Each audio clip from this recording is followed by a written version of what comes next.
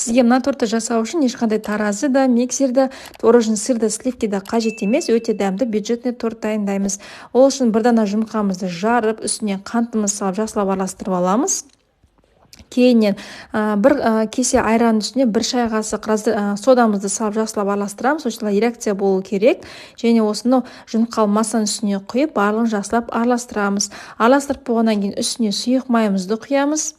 Енді бір кесе ұнның үстіне 2 ас қасық какаомызды салып, екеуін жақсылап тұрып араластырып аламыз.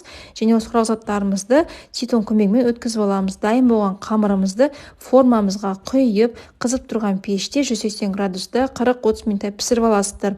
Міндетті түрде зубочисткамен тексеріп алыңыздар. Енді бізге кремімізге вареный сгущенкамен қаймағымызды араластырамыз. Енді тортымызды жинаймыз. Бұл жерде коржамыз ешқандай пропитканың қажеті жоқ. Кремдеріміз барлығы жағып шығамыз. Холодильникке бір түнге қойып қоямыз. Осымен тортымыз дайын.